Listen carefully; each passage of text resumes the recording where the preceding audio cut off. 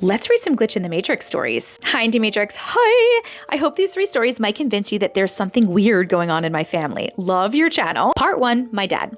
One day, many years ago when I was a baby, my paternal grandmother wanted my dad to pick something up from her house.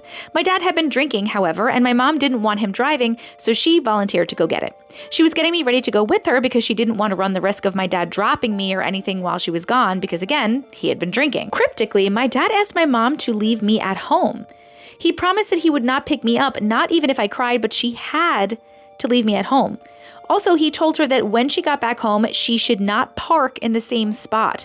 My mom wasn't sure what to think about him, but just rolled her eyes and went to my grandma's. On the way back, she quickly realized that there were no other parking spots left but the one that she had been in before. She even circled the block a few times for good measure, but no other parking spaces opened up, so she was forced to park in that same spot. So she parks, and a guy across the street pulled out of his driveway and lost control of his car due to snow and ice. It was winter, and he bumped into my mom's car. As it was wintertime and it had been snowing, my dad used to keep a shovel in the back window of the car to shovel snow if the car got stuck. When my mom got hit, that shovel flew out from the back windshield, and the handle hit my mom in the back of her head, and the metal spade fell in the front passenger seat, right where I would have been had my mom taken me with her. This was the 70s, by the way. I was gonna say, what do you mean a baby's in the front seat? I think my dad saved my life that day. Part 2, my son. When my kids were very small, I used to live across the street from my parents' house until we had to move across town to a house with much more room for our growing family. After we moved, we established a tradition of having my parents over for dinner once a week. However, my mom had some serious health problems and was often hospitalized, and the tradition fell by the wayside for quite some time. One weekend, my second son, Alex, who was about 8 years old at the time, was adamant that we invite my parents over for dinner. He begged and wouldn't let up, like it was a matter of life or death. I gave in and called my parents to see if they would come, despite it being such a short notice for them. My mom called back and left a message for me saying that she loved me and that they could come over for dinner that night. That was on May 2nd of 2013. It wasn't a big occasion, but for some reason, it felt like a holiday that evening. Lots of fun was had by all, and it was just a lighthearted evening with the kids and their grandparents.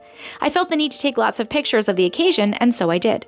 The best pictures were of my older son, who is autistic, and my mom. He was 13 at the time, and the two of them always had a connection with each other. I'd come to realize that these would be the last pictures I'd have of my mom while she was alive. 2 days later, my mom suddenly passed away, and my life was forever changed. I'm so sorry. I think that if it weren't for my son Alex, we wouldn't have had that wonderful memory of my mom. The way he pushed so hard for this event to occur makes me wonder if somehow he knew that something was up. Part 2. I think you mean 3, actually, me. Several months after my mom passed away, I had a couple of strange dreams of her.